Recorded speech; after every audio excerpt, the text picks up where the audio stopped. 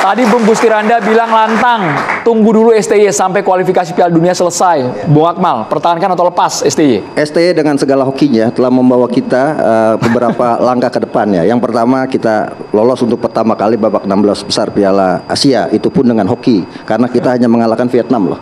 Kita kalah dari Irak, kita kalah dari Jepang. Hokinya adalah Oman bermain seri dengan Kyrgyzstan. Kita runner up Piala AFF U23 juga dengan hokinya Sintayong. Kita kalah 1-2 dari Malaysia, kita kemudian menang 1-0 lawan Timor Leste. Sayangnya sebelah Kamboja melawan Myanmar seri. Kita lolos semifinal. Kemudian juga kita lolos semifinal Piala Asia U23 sebagai debutan untuk pertama kali dengan juga hoki STY. STY ini di Indonesia punya hoki yang luar biasa gitu kan. Jadi apakah kemudian STY ini harus out? Bukan hoki Jaraka. Makanya andalannya hoki Jaraka. Enggak, kan? Bukan. Maka itu kemudian di jersey namanya Jaraka, tidak pakai hoki karena hokinya punya Pak Sintayong gitu. Jadi sekarang masyarakat ini terbelah. Ada STY selalu tetap yakin, ada STY selalu tidak yakin. Gitu. Diulang Bang, bagian itu. Iya, ada masyarakat STY sekarang terbelah antara STY selalu tetap yakin dengan STY selalu tidak yakin. Kalau Anda berada yang di mana nih? Nah, sekarang seperti ini. Kita harus apresiasi apa yang dilakukan oleh STY sejauh ini gitu kan. Saya coba bicara dengan data. Dengan 63 pertandingan bersama tim nasional senior, STY 27 kali menang, kemudian 15 kali imbang, 21 kali kalah. 42,86% rata-ratanya. Artinya kalau rata-rata dilihat rata-rata rapot ini merah gitu kan. Kemenangan populer kita, paling hero kita adalah 2-0 melawan Arab Saudi. Gitu kan. Kemudian 2-1 melawan Kuwait. Itu selebihnya kita melawan tim-tim yang biasa-biasa saja sebenarnya gitu kan. Jadi menurut saya ada beberapa hal yang menjadi catatan apakah kemudian STY harus out atau tidak. Yang pertama, apakah komunikasi STY dengan masyarakat atau dengan pemain-pemainnya berjalan lancar sejauh ini. Ini kan problem juga. 5 tahun STY ada di Indonesia nggak bisa bahasa Indonesia. Dia menggunakan bahasa Korea diterjemahkan oleh JJ dengan bahasa Indonesia, sementara di lapangan pemain yang main adalah pemain keturunan yang tidak bisa bahasa Indonesia misalnya. Ini kan problem komunikasi juga yang harus dievaluasi gitu kan. Yang kedua, ada beberapa hal yang membuat kita bertanya-tanya. STY selalu bereksperimen dalam setiap pertandingan gitu. Dan ketika eksperimennya berhasil memang tidak akan ada catatan. Tapi ketika eksperimen berhasil, misalnya ketika Arhan Pratama ditaruh di sayap kanan ketika melawan Arab Saudi, tidak akan ada yang bicara. Kenapa? Karena kita menang 2-0.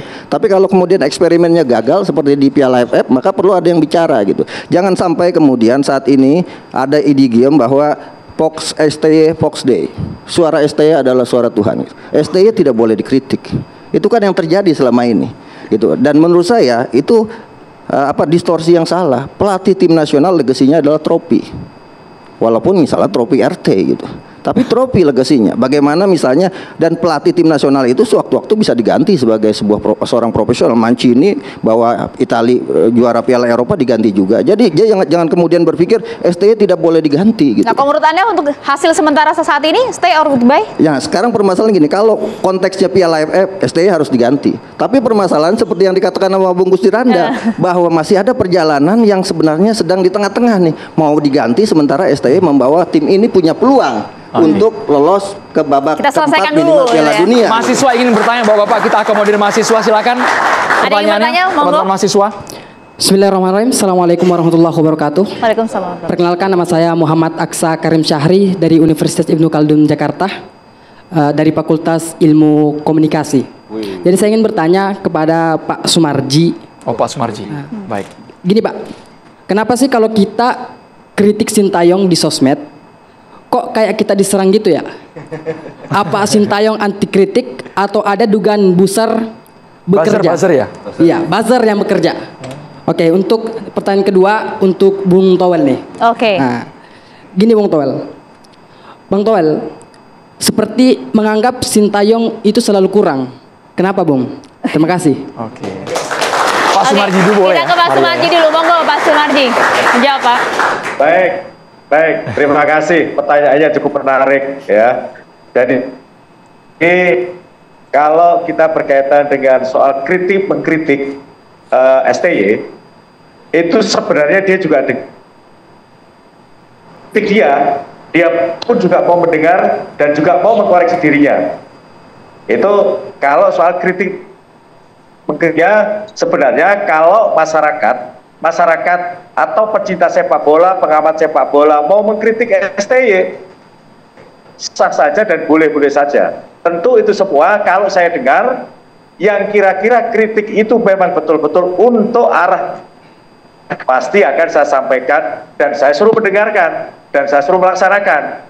Jadi kalau berkaitan soal kritik mengkritik seperti itu, dengan soal itu, STY punya buzzer dan tidak, saya tidak bisa menjawab. Karena apa?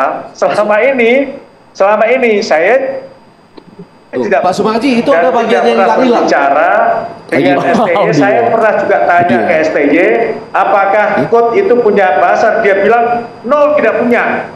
Nah, ini sekarang yang bisa menilai adalah masyarakat. Saya jawab apa adanya, real sesuai dengan apa saya sering berkomunikasi dengan STY. Saya kira itu. Nah, itu tadi saya cuma mau ngasih tahu ya, jawabannya Pak Sumarji tadi, manajer kita, pada beberapa bagian hilang-hilang audionya kan. Jangan-jangan yang pada bagian yang hilang itu berbahaya sebetulnya. Jadi artinya Gak ada buzzer kata tadi. kalimatnya gini, tapi kemudian kita oke, tapi diserang habis itu gitu.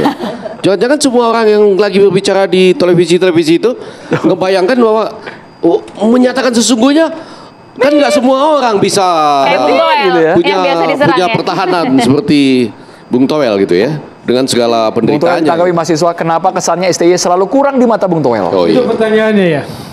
Jawaban singkatnya memang menurut saya kurang. Dia terlibat hebat karena di media sosial menurut saya. Dan diskusi kita nggak pernah diskusi sepak bola. Sepanjang saya ikuti dia datang 2019 di akhir penghujung tahun, tapi berarti kita anggap mulai kerja 2020. Tapi itu Covid, tapi kan 2021 Piala AFF-nya. Jadi saya mengamati kinerja dia. Dari sejak 2020 dia datang Piala AFF. Kalau saya mulai pakai 2020 AFF tuh ya, di penyisihan sama Vietnam dikurung habis kita. Ya, Pak Hang Seo. Lalu kemudian di semifinal lawan Singapura kita baru menang adu penalti setelah Singapuranya main 8 orang. 3 kartu merah.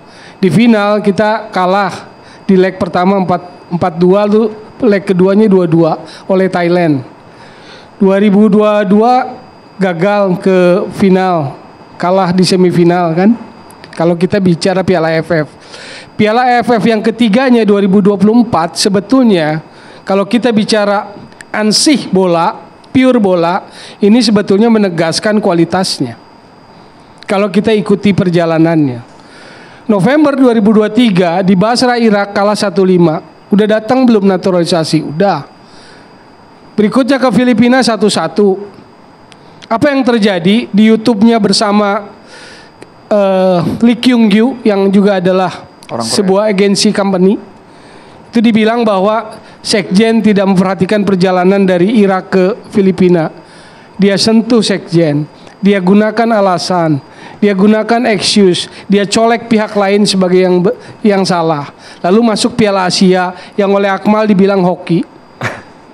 Betul memang disundul Kirgistan lolos ke 16 besarnya. Lalu kemudian kita lupa bahwa kalah 0-4 dari Australia gitu loh. Lalu apakah ada diskusi bola belakangan? Nggak pernah ada. U23 Piala Asia.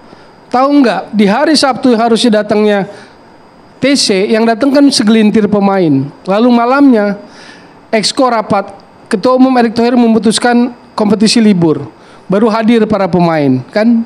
Jadi bisa nggak kompetisi diliburkan demi kepentingan tim nasional? Bisa. Lalu kemudian kan lolos tuh ke semifinal kan, yang kemudian di playoff lawan Gini kalah kan begitu. Setelah lawan Gini kalah, ada nggak diskusi bola, analisis bola, review bola? Nggak ada. Yang ada apa? Sinteyong nangis, digede-gedein, kartu merah kan nggak ada yang bahas, kan begitu. Jadi kita dikamuflase dengan dihipnotis, diilusikan dengan apa yang terjadi di media sosial. Tapi kita malu berkata jujur dalam konteks sepak bola. Oke, sekarang kita bicara taktikal. Pertanyaan besarnya sesuai dengan tema drama STY, stay atau goodbye.